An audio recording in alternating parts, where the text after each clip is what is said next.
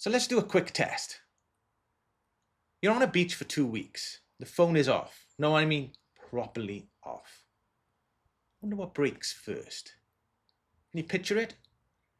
Day 3. Who's pricing all the jobs? Day 5. A quote comes in that's slightly out of the ordinary. Who makes the call? Day 9. An unhappy customer rings the office. Who's calming them down?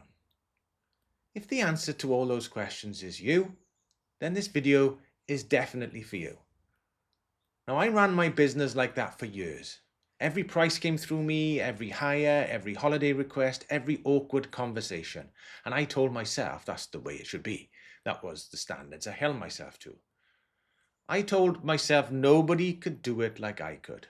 Now, if I had £1 for every time I heard or said that, by the way, I'd be doing this from my 5-bed villa in Barbados.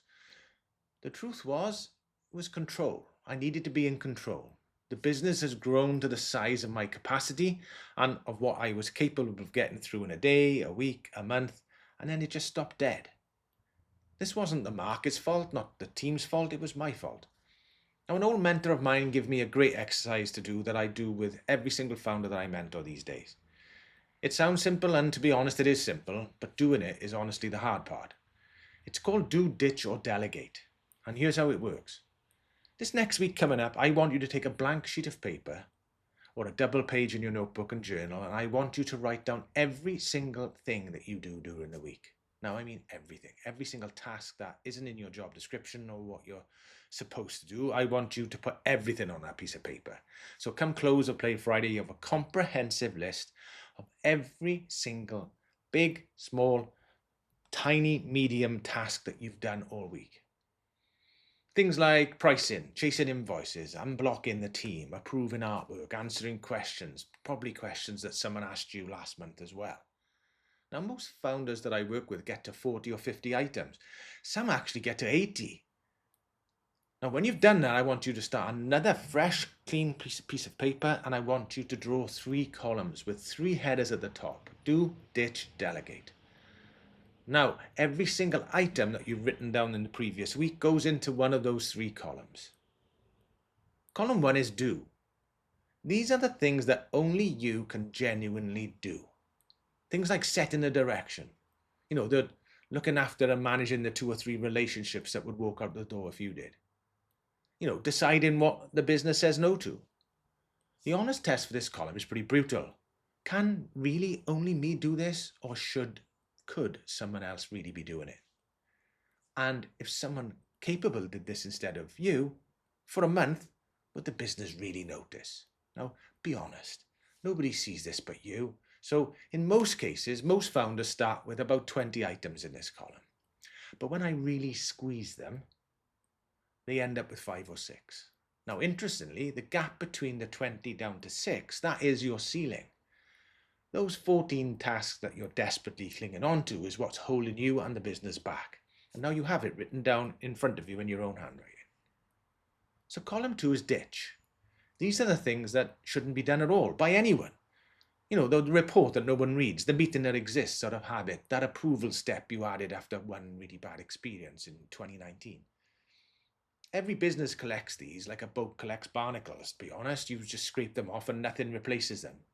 So when you go into the office next, you bin them all off. Tell everybody it doesn't get done anymore. They're done. So lastly is the big one.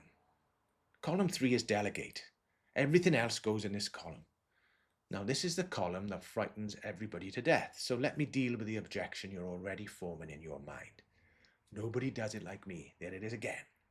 And you're right. Today, nobody does it like you. But that's not a reason to keep hold of it.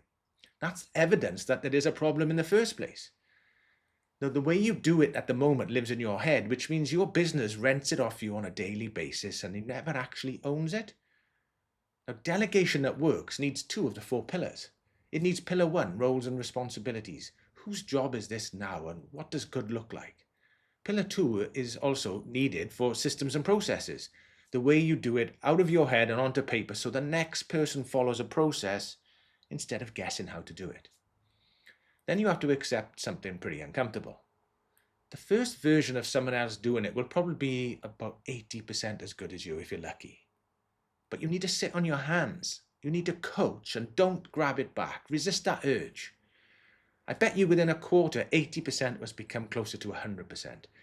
Within a year, they've improved it beyond anything that you ever did. And because it's finally owned by someone and has their full attention, it's going to be much better than what you did it. Now, I watched this happen in my own business once I finally decided to let go of things that I should have done. That thing like the pricing that I guarded so jealously because only I could do it, when I handed it over with a process, the person who took it found margin that I'd been leaving on the table for years. And one more thing about the do column, the thing that most people miss is the point of shrinking that list isn't to quiet a diary and to do nothing. It's what's able to fill the space.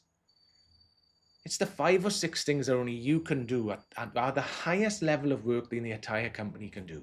Things like direction and growth. You know, the next level you're trying to get to. When you spend your week on these things, the business actually moves and moves forward. When you spend your week on the other 2 columns, the business stands still and you just get tired. So this week, run the exercise. 1 sheet of paper, 3 columns, total honesty, and then pick one item out of the delegate column and move it properly. Name it, name the owner, write the process, hand it over, then sit in your hands. Now, if you do this once a fortnight, I guarantee you in 6 months, you'll have a different business and you'll probably have a different life. You'll have a business that's growing and working while you're on the beach with that phone off. If you want to know exactly where you stand today, I've built a scorecard for this. It's called the Can Your Business Survive Without You?